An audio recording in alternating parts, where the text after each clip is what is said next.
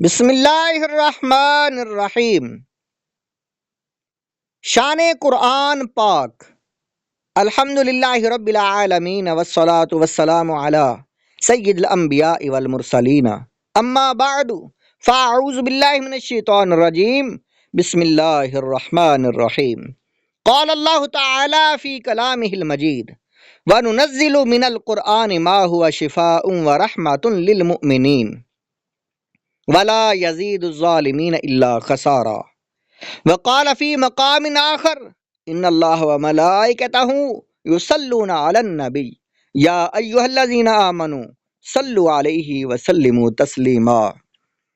پڑھیے الصلاۃ والسلام علیک یا رسول اللہ وعلی آلک واصحابک یا حبیب اللہ۔ الصلاۃ والسلام علیک یا نبی اللہ وعلی آلک واصحابک یا نور اللہ۔ قرآن شفا ہے۔ اللہ عز و جل قرآن کی شان میں فرماتا ہے، وَنُنَزِّلُ مِنَ الْقُرْآنِ مَا هُوَ شِفَاءٌ وَرَحْمَةٌ لِّلْمُؤْمِنِينَ وَلَا يَزِيدُ الظَّالِمِينَ إِلَّا خَسَارًا۔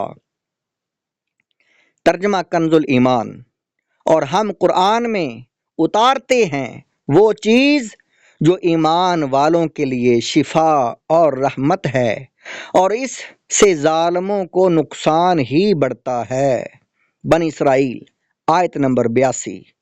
یا ایھا الناس قد جاءتکم موعظۃ من ربکم وشفاء لما فی الصدور وہدی ورحمۃ للمؤمنین۔ ترجمہ کنز الایمان۔ اے لوگو، تمہارے پاس تمہارے رب کی طرف سے نصیحت آئی، اور دلوں کی صحت اور ہدایت اور رحمت ایمان والوں کے لیے ہے۔ سورہ یونس آیت نمبر 57۔ ابھی ہم نے سنا کہ قرآن شفا ہے۔ اس شفا سے مراد یہ ہے کہ قرآن پاک قلبی امراض کو دور کرتا ہے۔ دل کے امراض اخلاق ذمیمہ، عقائد فاسدہ اور جہالت مہلکہ ہیں۔ قرآن پاک ان تمام امراض کو دور کرتا ہے اور بدنی و جسمانی شفا کا ذریعہ بھی ہے۔ قرآن کریم کی صفت میں ہدایت بھی ہے، کیونکہ وہ گمراہی سے بچاتا اور راہ حق دکھاتا ہے، اور ایمان والوں کے لیے رحمت اس لیے فرمایا کہ وہی اس سے فائدہ اٹھاتے ہیں۔ حضرت عمر فاروق رضی اللہ تعالیٰ عنہ کا قلبی شفا حاصل کرنا۔ منقول ہے آپ رضی اللہ تعالیٰ عنہ ایک دن غصہ میں برے ہوئے، ننگی تلوار لے کر اس ارادہ سے چلے کہ آج میں اسی تلوار سے پیغمبر اسلام کا خاتمہ کر دوں گا۔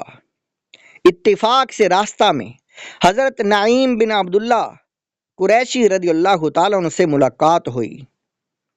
جب ملاقات ہو گئی، پوچھا کہ کیوں اے عمر، اس دوپہر کی گرمی میں ننگی تلوار لے کر کہاں چلے؟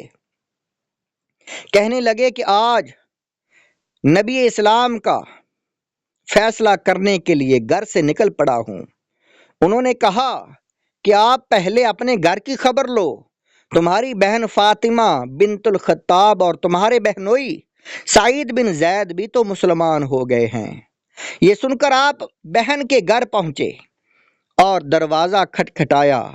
گھر کے اندر چند مسلمان چھپ کر قرآن پڑھ رہے تھے۔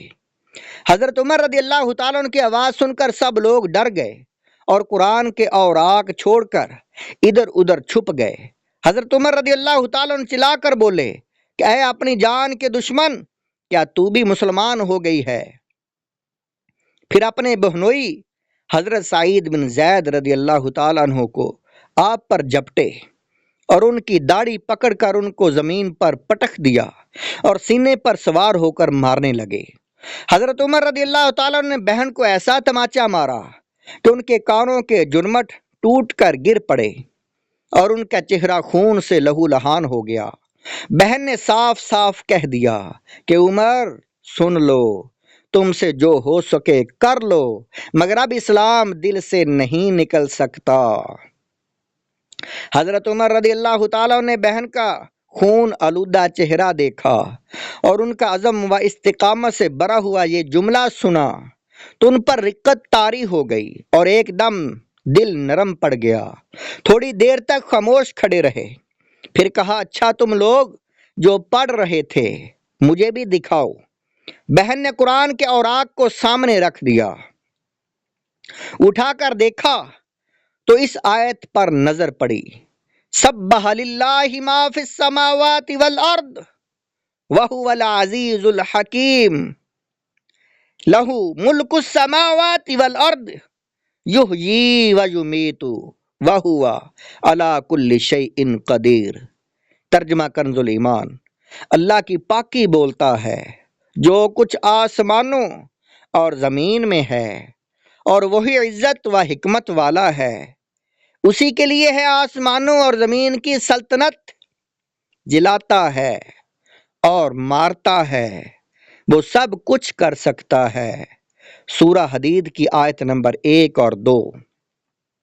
اس آیت کا ایک ایک لفظ صداقت کی تاثیر کا تیر بن کر دل کی گہرائی میں پوست ہوتا چلا گیا اور جسم کا ایک ایک بال لرزہ براندام ہونے لگا۔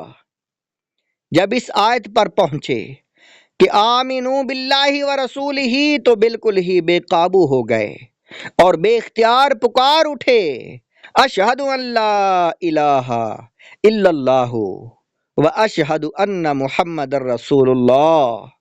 شرح زرقانی علی المواہب اسلام فاروق عمر فاروق رضی اللہ تعالیٰ عنہ، جلد نمبر 2 صفحہ نمبر 5۔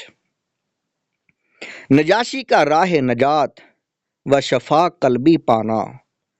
اعلان نبوت کے بعد 5ویں سال رجب کے مہینے میں 11 مرد اور 4 عورتوں نے حبشہ کی جانب ہجرت کی۔